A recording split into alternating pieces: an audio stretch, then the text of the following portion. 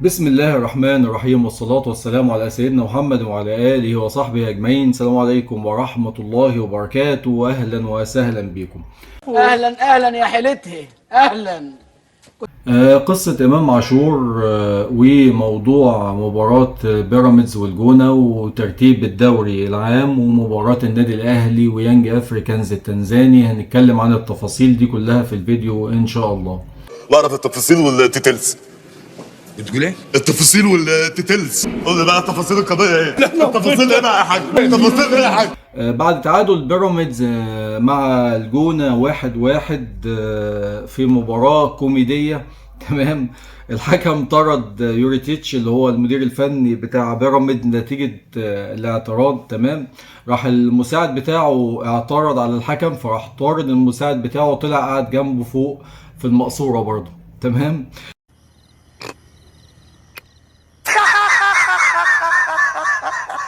الشيبي شد الراجل من الفالنة في المباراة، تقريبا كان عايز يقلعه التيشيرت، فاهم؟ فتقريبا كده الحكم قال له عيب ما تعملش كده تاني. حكامنا ما شاء الله عليهم، يعني حاجة زي الفل. يعني قرارات كده غريبة ماشية يعني. تمام. طيب، ترتيب جدول الدوري بعد ما تعادل بيراميدز والجونة امبارح. سيراميكا اول ب 32 نقطة من 15 مباراة. تمام. بيراميدز الثاني ب 28 نقطة من 13 مباراة. يعني بيراميدز لعب مباراتين اقل من سيراميكا، وهو اقل من سيراميكا في النقط باربع نقط. يعني الفرق بينهم 4 نقط. ده 32 نقطة سيراميكا وبيراميدز 28. الاهلي الثالث ب 26 نقطة من 13 مباراة، نفس عدد مباريات بيراميدز. والفرق بين الاهلي وبيراميدز كده بقى نقطتين. يعني كده المسافات بدأت تقرب. يعني بيراميدز لو تعادل ماتش مثلا وخسر ماتش ولا حاجة، او خسر ماتش، الدنيا بتبقى ايه، بتقرب شوية. الرابع الزمالك ب 25 نقطة، فرق نقطة عن الأهلي بنفس عدد المباريات 13 مباراة.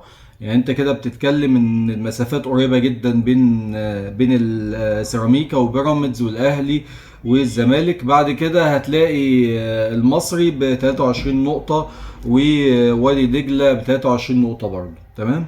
مباراة الأهلي القادمة إن شاء الله يوم السبت 31 يناير الساعة 3 عصرا. طبعا كالعادة الأفارقة بيلعبونا في عز الحر طبعا عشان الرطوبة والكلام من ده، بيستفيدوا هم بالنقطة دي.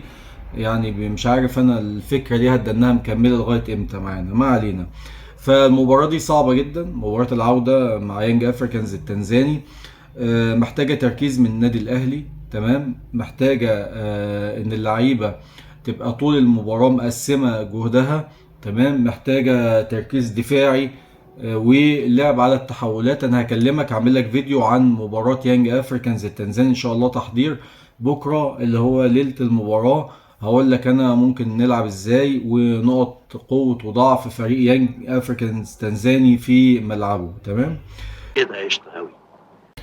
امام عاشور سواء كان هرب من النادي الاهلي او زي ما بيتقال ان هو مريض وده فيروس وكلام زي كده، يبقى ربنا يشفيه. بس انا عايزك تبقى انت معايا في نقطة مهمة جدا، ان اللي عايز الاهلي ايراد الاهلي عايز 24، اللي مش عايز الاهلي ايراد الاهلي مش عايز 24.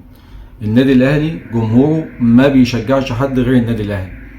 وانا امام عاشور بكلمك وباكد لك ان هو كواليتي مش موجود. لكن فكرة ان كلام بقى ان هو عايز يمشي ومش عارف ايه وبيضغط والقصة دي كلها، مع الف سلامة امام عاشور عادي جدا.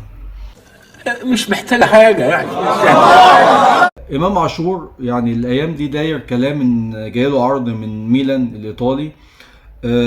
فطبعا الكلام دوت طلع مسؤول في نادي ميلان الايطالي نفى الكلام ده جملة وتفصيلا. اعتقد المدير الرياضي نفى الكلام ده تماما وقال لك مفيش تفكير يعني في التعاقد مع امام عاشور. وهو قال انا معرفش الكلام ده طالع ايه سببه يعني في الكلام. فالراجل قال لك مفيش نية تعاقد مع امام عاشور. مفيش مفيش خالص. مفيش. انا كواحد من اهلاوي يعني من ضمن جمهور الاهلي بقول لك امام عاشور كواليتي مش موجود. امام عاشور اعلى لاعب موجود دلوقتي بالنسبه للاعب في افريقيا بالكامل. يعني في قاره افريقيا بالكامل، انا ما بقولكش في الدوري المصري بس، قاره افريقيا بالكامل مفيش لاعب بالكواليتي بتاع امام عاشور. لكن عايز يقعد اهلا وسهلا، عايز يمشي اهلا وسهلا ومع السلامه. فهي الفكره هنا فين؟ الاهلي، جمهور الاهلي بصفه عامه، انت مثلا متمسك بالنادي الاهلي، النادي الاهلي متمسك بيك، انت مش عايز تقعد وعايز تمشي مع الف سلامه. والجمهور لو انت شاري الاهلي ايراد بيشتريك 24 ايراد، لو انت بايع الاهلي ايراد الجمهور الاهلي بيبيعك مليون ايراد. فهو جمهور الاهلي ما بيفرقش معاه مين يقعد ومين يمشي، اهم حاجه الكيان. انت عايز النادي الاهلي يا مرحب بيك، مش عايز النادي الاهلي مع الف سلامه حتى لو انت مين. وانا بقول لك ان امام عاشور افضل كواليتي، ما بقولكش في الاهلي ولا في مصر، حتى في افريقيا بالكامل. ومع كده بقول لك ان هو لو عايز يمشي مع السلامه، هو ده طريقه تفكير جمهور النادي الاهلي. تمام. فشايف يعني ان الكلام دوت في الوقت دوت داير بفكره ادب وطني، والحوارات اللي عمال يعملها والمشاكل والقصص دي، كل شويه يقعد يفرقع كلام ويسرب كلام من هنا وهنا وبتاع. فهي الفكره ان هو بيلعب على نقطتين، النقطه الاولى ان هو يجيب له عرض ويمشيه برقم كبير، او ان هو يمدد عقده برقم كبير. فهي الفكره هنا فلوس بحته، يعني فكره امام عاشور وادم وطني هم عايزين فلوس فقط لا غير.